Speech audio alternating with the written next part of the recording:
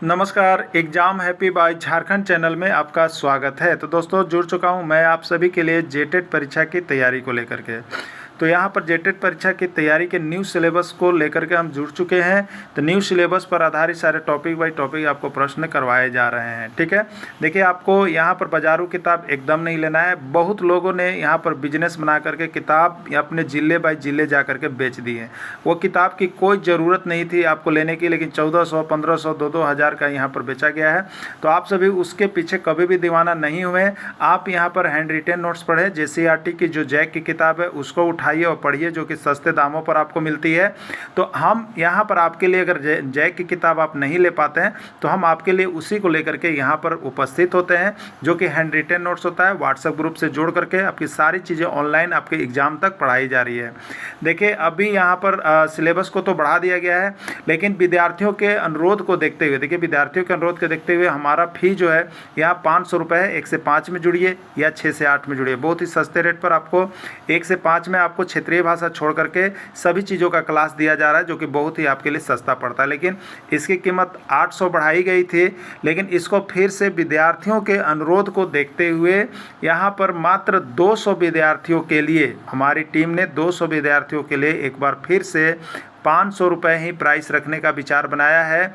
इसलिए आप सभी अभी के अभी अवश्य जुड़ जाइएगा, नहीं तो जब यह सीट भर जाएगी तो आपको यहाँ पर यह आपको मिलेगा 800 रुपये में। इसलिए अभी जैसे ही आपको वीडियो मिलता है यहाँ पर न्यू सिलेबस पर पढ़ने के लिए, इंटर तक का सिलेबस पढ़ने के लिए आप सभी हमारे साथ अवश्य जुड़ जाइएगा।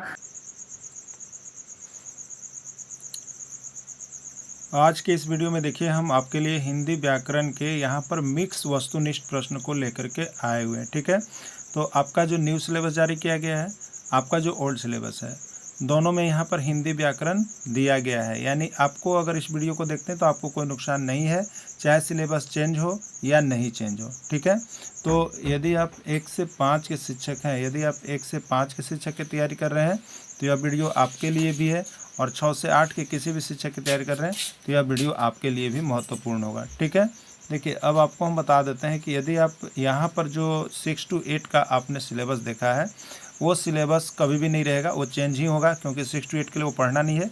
इसलिए आप सभी जो दिया जा रहा है उसको पढ़िए, यहीं से प्रश्न आपके पूछे जाएंगे। ठीक है, चलिए देखिए, जातिवाचक संज्ञा का उदाहरण है। जातिवाचक संज्ञा का उदाहरण है राम, मोहन, रहीम या पुरुष। कौन सा इसमें से जातिवाचक संज्ञा का उदाहरण है?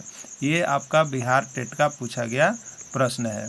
देखिए हमने यहाँ पर आपको जो है संज्ञा का पूरा वीडियो समाप्त कर दिया गया, संज्ञा का पूरा पाठ समाप्त कर दिया गया है। आप सभी जो अभी तक नहीं जुड़ पाए हैं वो जल्दी जल्दी जुड़िए, और यहाँ जितना नोट्स PDF तैयार हो गया है वो आपको अभी तुरंत दे दिया जाता है, और बाकी नए नोट्स और PDF जो बनते हैं उसके लिए व्हाट्सएप ग्रुप में जोड़कर तैयारी करवाया जा रहा है। जो सबसे बेस्ट ऑप्शन अभी तक के यहाँ पर देखा गया है वो है सभी यहाँ पर कमज़ोर से कमज़ोर विद्यार्थियों के लिए भी यह बहुत अच्छा है। तो आप सभी अभी कभी जुड़िएगा। सिर्फ और सिर्फ आपको यहाँ अभियान चला के 500 रुपये में ही नोट्स, देखिए 500 रुपये में ही क्या दे दिया जा रहा है, आपको नोट्स भी दे दिया जा रहा है, साथ में क्लास भी दे दिया जा रहा है, साथ में बात करने की सुविधा, और सारा चीज़ लेटेस्ट सिलेबस के आधार पर करवा दिया जा रहा है। इसलिए जल्दी जुड़िएगा। ठीक है, देखिए जातिवाचक संज्ञा का उदाहरण है, आपको बताना है। तो जातिवाचक संज्ञा में होता क्या है, तो जिससे पूरे जाति का बोध हो। राम से क्या हो रहा है, राम से एक पर्सनल व्यक्ति का बोध हो रहा है। ठीक है, तो जिसमें किसी भी नाम हो, कोई भी नाम हो, तो वो अगर चाहे वो व्यक्तिवाचक संज्ञा में चला जाएगा। तो राम व्यक्तिवाचक संज्ञा है, मोहन ठीक है व्यक्तिवाचक संज्ञा है, रहीम व्यक्तिवाचक संज्ञा है। लेकिन पुरुष से पूरे पुरुष जाति का बोध हो रहा है, पुरुष जाति का बोध हो रहा है, इसलिए यह जो है जातिवाचक संज्ञा में जाएगा। ठीक है, तो इसमें कौन जातिवाचक संज्ञा में गया, पुरुष गया, यही इसका राइट आंसर हो जाएगा। देखिए यहाँ पर लिखा हुआ है, जो नोट्स परचेज PDF करते हैं वो यहाँ पर पुरुष से पुरुष जाति का बोध होता है, अतः पुरुष जो है जातिवाचक संज्ञा का उदाहरण है। क्लियर हो गया होगा ना, जातिवाचक क्लियर है।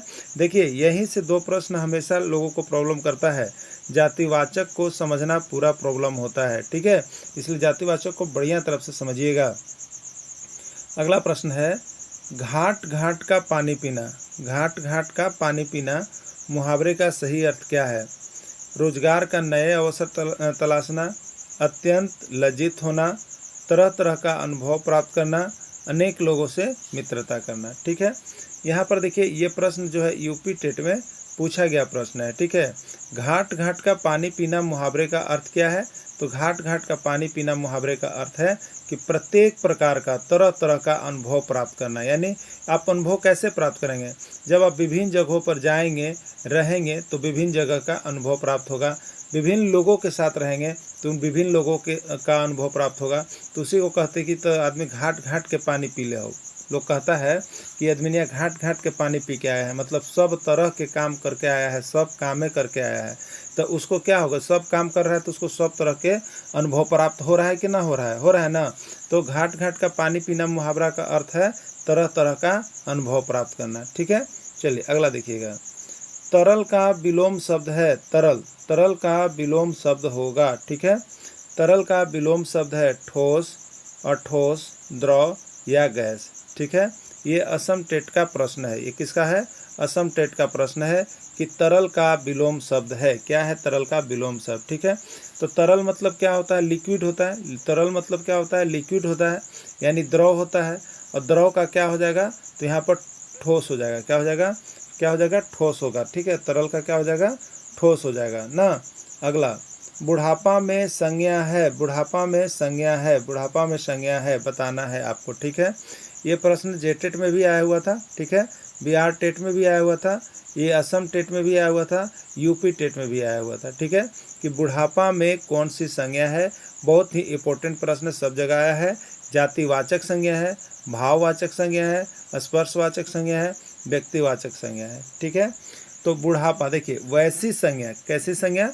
वैसी संज्ञा जिसमें अवस्था को बताया जाता है, जिसमें अवस्था को बताया जाता है, या कह लीजिए कि वैसी संज्ञा जिसको सिर्फ अनुभव किया जा सकता है, दिखाया नहीं जा सकता है। ठीक है, सिर्फ अपने आप में अनुभव किया जा सकता है, दिखाया नहीं जा सकता है, व्यक्त नहीं किया जा सकता है। वैसी संज्ञा को हम लोग यहाँ पर भाववाचक संज्ञा कहते हैं। ठीक है, यानी जिसमें अवस्था को दर्शाया जाए वह भाववाचक संज्ञा है। तो बुढ़ापा कौन सी संज्ञा है? अवस्था को बता रहा है, अतः यह जो है आपका भाववाचक संज्ञा में जाएगा। ठीक है, चलिए नेक्स्ट प्रश्न देखते हैं।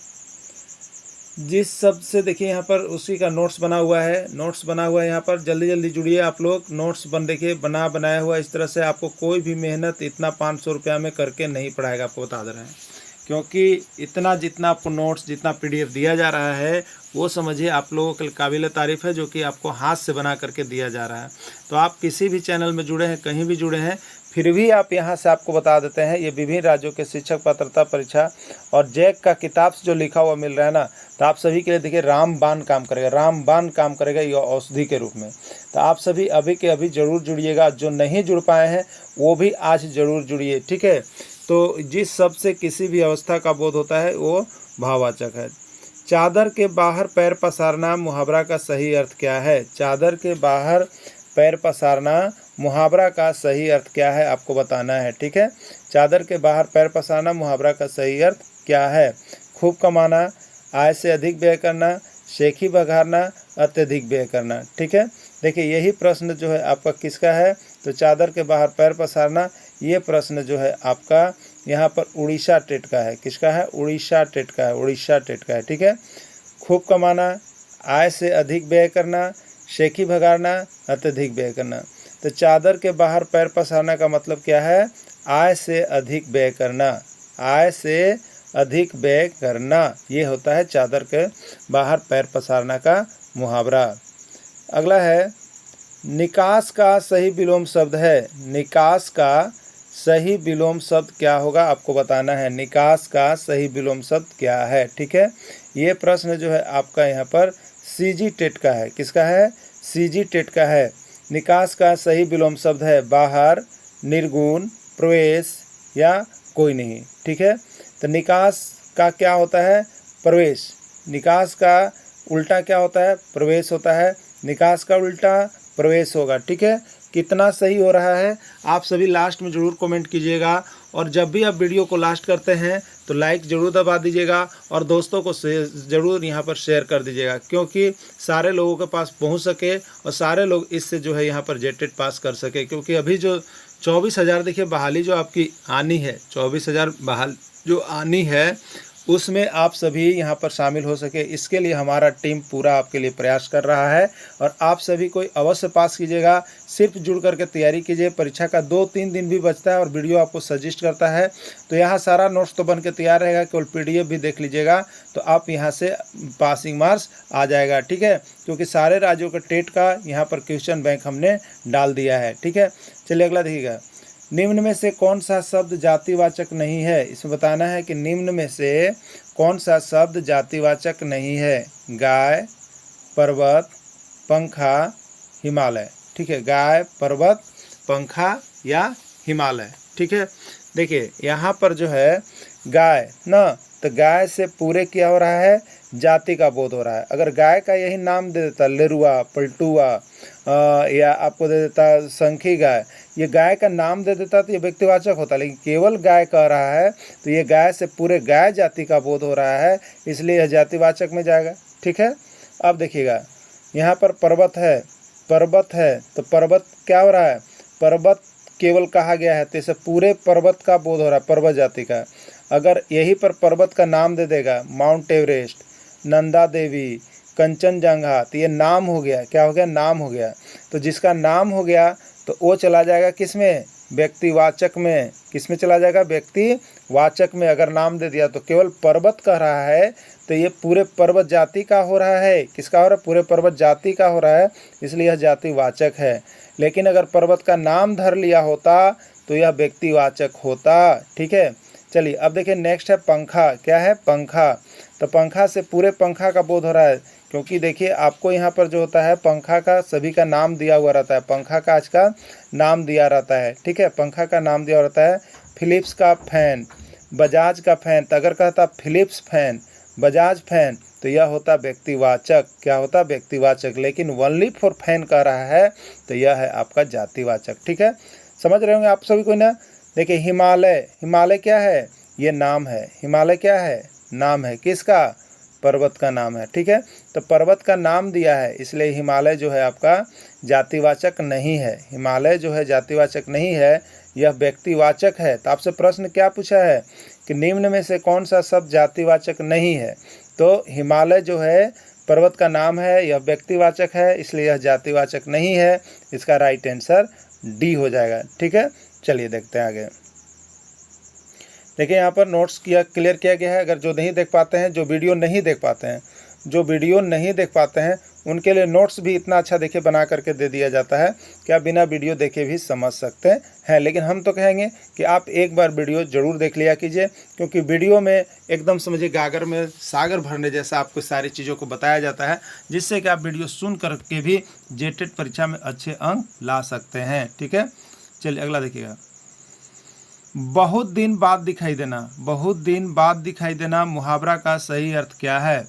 बहुत दिन बाद दिखाई देना मुहावरा का सही अर्थ क्या है। बहुत दिन बाद दिखाई देना मुहावरा का सही अर्थ क्या है। अब तब होना, कोसों दूर होना, गुदड़ी का लाल होना, ईद का चांद होना।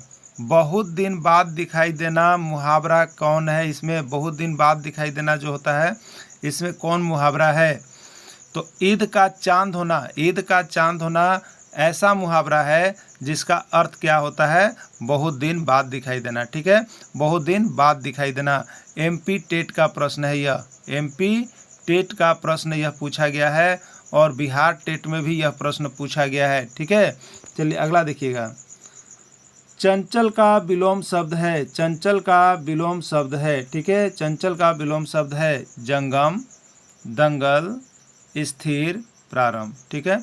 चंचल मतलब क्या होता है, वो स्थिर नहीं होता है। चंचल का मतलब क्या होता है, स्थिर नहीं होता है, उलचुल करते रहता है, ठीक है। तो यहाँ पर इसका विलोम, विलोम मतलब उल्टा, तो एकदम स्थिर हो जाएगा। एकदम चंचल का विलोम स्थिर होना चाहिए, और चंचल मतलब होता है अस्थिर। वो आदमी अस्थिर है ये नहीं है, चंचल चुचुहिया है, ठीक है।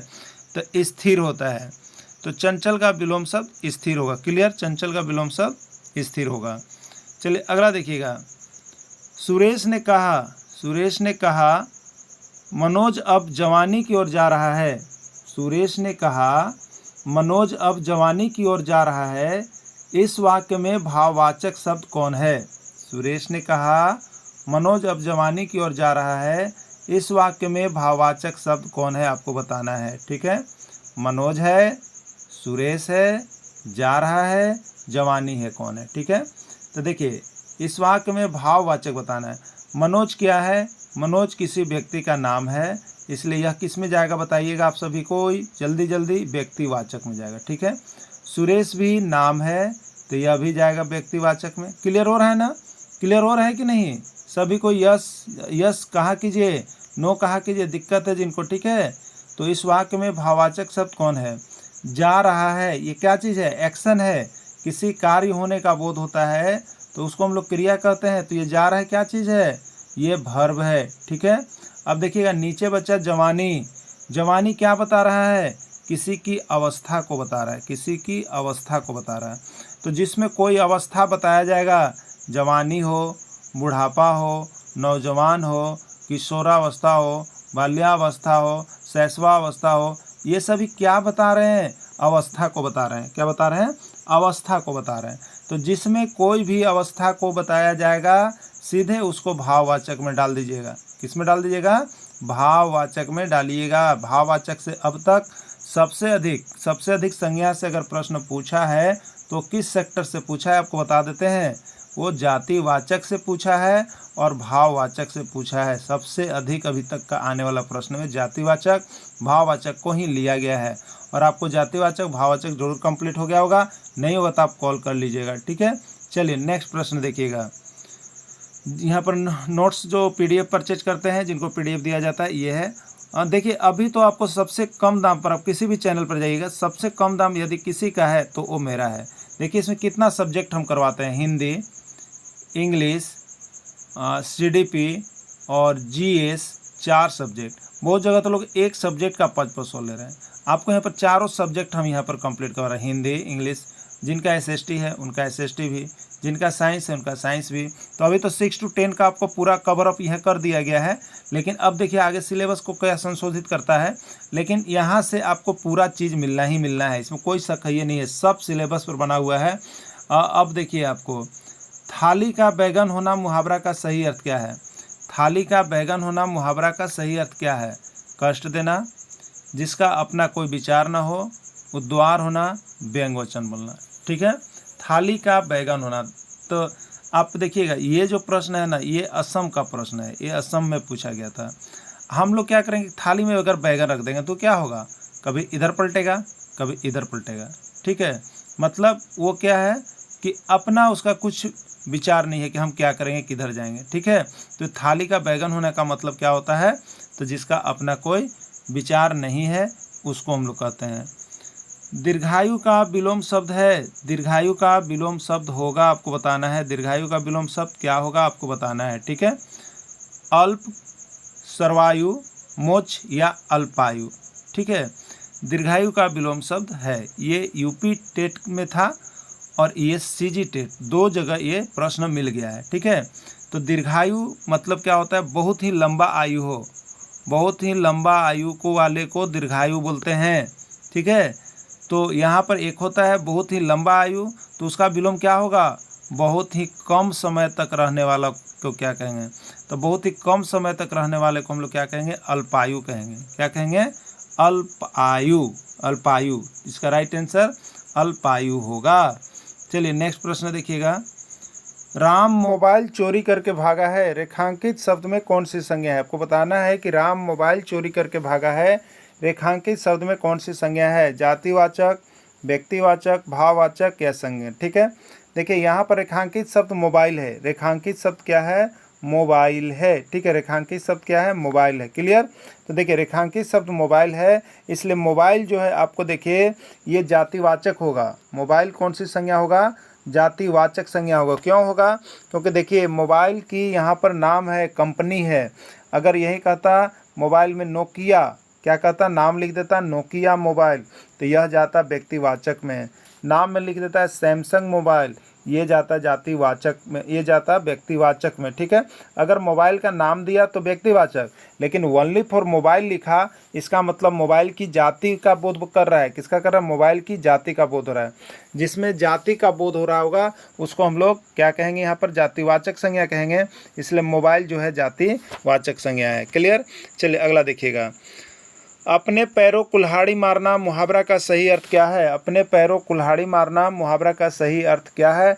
बिहार टेट का पूछा गया प्रश्न था। कुल्हाड़ी से पैर काटना, अपना नुकसान स्वयं करना, पैरों से असंभव कार्य करना, कठिन कार्य करना। ठीक है, इसका आंसर क्या होगा? तो अपना नुकसान स्वयं ही करना होगा। देखिए प्रश्न इस तरह के आ रहे हैं।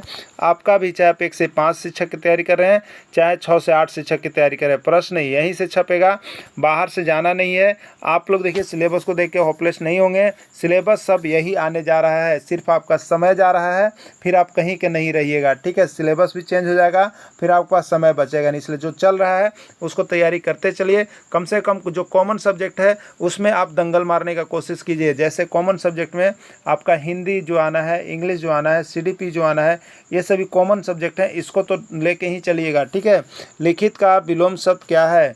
पुरोहित, अलिखित, मौखिक या पुरातन? तो लिखित का क्या होता है? मौखिक होता है, लिखित का मौखिक होता है। ठीक है, प्रश्न कहाँ आया? सीजी टेट में आया। कहाँ आया? सीजी टेट में आया हुआ है। अगला है, गुलाब जामुन बहुत ही मीठा है। गुलाब जामुन बहुत ही मीठा है, ये रेखांकित शब्द में कौन सी संज्ञा है? ठीक है, जातिवाचक, जातिवाचक। तो यहाँ देखिए जो रेखांकित किया गया है वो मीठा है। क्या है? मीठा। ठीक है, अगर गुलाब जामुन रहता तो क्या जाता? गुलाब जामुन जाता तो व्यक्तिवाचक में चला जाता, लेकिन यहाँ पर मीठा है। तो वैसी चीज़ें जिसको हम अनुभव करते हैं, जिसको हम खाते भी हैं, अनुभव करते हैं, लेकिन वो किसी को व्यक्त नहीं कर सकते हैं, यानी जो संज्ञा जो किसी को हम व्यक्त नहीं कर सकें, सिर्फ अपने अनुभव करते हैं, वैसी संज्ञा को हम लोग यहाँ पर भाववाचक संज्ञा के लेकर चलते हैं। और दूसरे शब्दों में कहिएगा तो वैसी संज्ञा जिसमें स्वाद से संबंध हो, जिसमें स्वाद दिया गया हो, तो स्वाद से संबंधित संज्ञा को भी हम लोग भाववाचक संज्ञा में लाते हैं। ठीक है, तो यहाँ पर कौन सी संज्ञा हो जाएगा?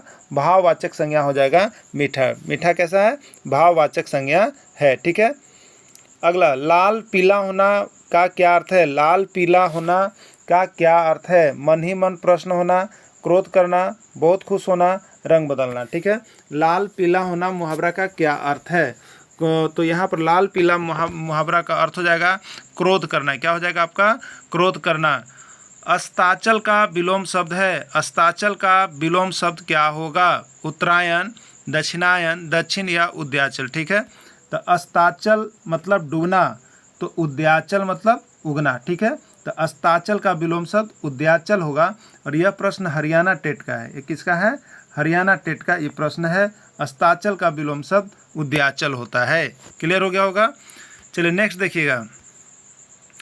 दुमका में हिजला मेला लगा हुआ है। दुमका में हिजला मेला लगा हुआ है। चलिए एक जीके भी हो गया। हिजला मेला कहाँ लगता है? दुमका में। हिजला मेला दुमका में, ये भी जीके के अंतर्गत ही प्रश्न है, बहुत बार हुआ है। ठीक है, रेखांकित शब्द में कौन सी संज्ञा है? रेखांकित शब्द कौन है बताइए? रेखांकित शब्द इसमें कौन है? हिजला मेला है ना, हिजला मेला रेखांकित है। तो हिजला मेला, मेला। ठीक है, तो मेला इसमें क्या हो रहा है? मेला कैसे होता है बताइए? मेला तो यहाँ पर समूह होता है। मेला में क्या होता है? लोगों का समूह होता है, तभी मेला लगता है। ठीक है, एक आदमी से मेला नहीं लगता है। तो मेला मतलब जिसमें 2 या 2 से अधिक व्यक्ति या वस्तुओं का समूह हो, उस संज्ञा को क्या कहते हैं? याद आ रहा है आपको? चलिए याद आ रहा है, आप सभी को याद आ रहा है, सभी को सही है। समूहवाचक। क्या है? समूहवाचक संज्ञा होगा। तो हिजला मेला जो है ये समूहवाचक संज्ञा का उदाहरण है। ठीक है, देखिए यहाँ पर सारा चीज़ मेंशन रहता है, बस जुड़ने की आवश्यकता है आपका। तो इतना सिलेबस देखिए इजी बन जाएगा ना कि आप देखते देखते टिक करके पास होकर के यहाँ से आइएगा। सब सब्जेक्ट, सिर्फ क्षेत्रीय भाषा को हमने अभी छोड़ दिया है, बाकी सब सब्जेक्ट में आपको यहाँ पर इसी तरह से कवर अप करवा रहे, चाहे वो सीडीपी का हो, चाहे हिंदी का हो, चाहे इंग्लिश का हो, चाहे एसएसटी का हो, चाहे जीएस का हो। एकदम हंसते हंसते आपको याद हो रहा है। बस अभी के अभी वीडियो देखने के बाद जल्द से जल्द केवल जुड़ जाइए और ये सारे सब्जेक्ट आपको कंप्लीट हो जाएंगे चुटकियों में। ठीक है, तो जल्दी जुड़िएगा आप सभी को देखने के बाद। तो ये आपका जो है टस से मस न होना, टस से मस न होना मुहावरा का क्या अर्थ है? कठोर होना, अपनी बातों से नहीं हटना, जगह बदलना, सहन करना। ठीक है, टस से मस न होना यानी अपनी बातों से नहीं हटना, अपनी बातों से नहीं हटना, ये मुहावरा का सही अर्थ हो गया। ठीक है, टस से मस होना का। ये प्रश्न जो है आपका यहाँ पर पंजाब टेट का पूछा गया प्रश्न है, एक बार पंजाब टेट में ये आया हुआ था। ठीक है, चलिए अगला देखिएगा। कृत्रिम का विलोम शब्द है, कृत्रिम का विलोम शब्द क्या होगा आपको बताना है। औपचारिक, अनौपचारिक, अप्राकृतिक या प्राकृतिक। ठीक है, तो देखिए कृत्रिम, कृत्रिम मतलब क्या होता है पता है आप सभी को ना। चलिए सबको पता होगा। कृत्रिम मतलब जो मानव द्वारा, मानव निर्मित संसाधन को, मानव निर्मित, मानव के द्वारा जो भी चीज़ तैयार किया गया वो कृत्रिम है, वो कृत्रिम है। ठीक है, जैसे देखिए यहाँ पर एक प्रश्न हम आपको बता देते हैं। खाद क्या है ये, खाद, और क्या है ये, उर्वरक। क्या है ये, उर्वरक। उर्वरक क्या है, ये मैडमैन, कृत्रिम चीज़ है, कृत्रिम चीज़ है, जिसमें आप क्या कर सकते हैं, डीएपी लेते हैं ना, यूरिया लेते हैं, ये मैन मेड है, आदमी के द्वारा बनाया गया है। तो ये उर्वरक है जिसमें एनपीके होता है, नाइट्रोजन, फास्फोरस, पोटेशियम। देखिए यही प्रश्न आपका जेटेट में आया था कि एनपीके का क्या अर्थ है। तो एन का मतलब क्या, नाइट्रोजन, पी का मतलब फास्फोरस, के का, ये केमिस्ट्री में संकेत होता है ना। तो यही चीज़ हमको देखिए मैडमैन यानी कृत्रिम चीज़। ये जो डीएपी यूरिया है क्या चीज़ है, कृत्रिम है। लेकिन खाद, खाद जो कहेंगे तो वो प्राकृतिक है। ठीक है, प्राकृतिक है, सड़ गल करके होता है। देखिए क्या होता है, उसमें आदमी नहीं बनाता है, सिर्फ क्या किए तो पेड़ पौधे के सड़े गले पत्तियां ये सब आपस में क्या होती है, अपने आप स्वतः गर्मी से सूखता है, पानी में सड़ता गलता है, और जो तैयार होता है ना उसी को हम लोग खाद कहते हैं। मैडमैन नहीं, ये खाद है, मतलब कि अपने निर्माण हुआ है। ठीक है, चलिए अगला देखिएगा। तो इस तरह से यहाँ पर हमने लगभग 30 प्रश्नों को किया, आप सभी ने देखा होगा लगभग 30 प्रश्न हुए। तो आप सभी कितने सही किए आप सभी ज़रूर कमेंट कीजिएगा यहाँ पर लिख करके। ठीक है, और जो लोग अभी तक नहीं जुड़ पाए हैं ज़रूर जुड़ जाइए, क्योंकि आपका समय जा रहा है। जितने जल्द जुड़ेंगे उतना ही आपको अच्छी तैयारी होगी। और यहाँ पर तो एक चीज़ है कि आपका देखिए अब राशि बढ़ने वाला भी है, तो आप जल्दी कीजिएगा, क्योंकि 200 कैंडिडेट को फिर से पुनः ऑफर दिया गया था 500 रुपये में, तो वो भी यहाँ पर कंप्लीट करने वाले हैं। तो आप सभी जल्दी जुड़िएगा। परिवार मेरा बहुत बड़ा ही हो रहा है, तो आप सभी और परिवार को बड़ा करने में सहयोग करेंगे। और आप किसी भी चैनल से जुड़े हुए हैं आप वहाँ भी पढ़ते रहें, लेकिन यहाँ से जैक का जो स्पेशल पढ़ाई किया जा रहा है यहाँ आप 500 रुपये में जल्दी से जल्दी जुड़ेंगे। ठीक है, धन्यवाद।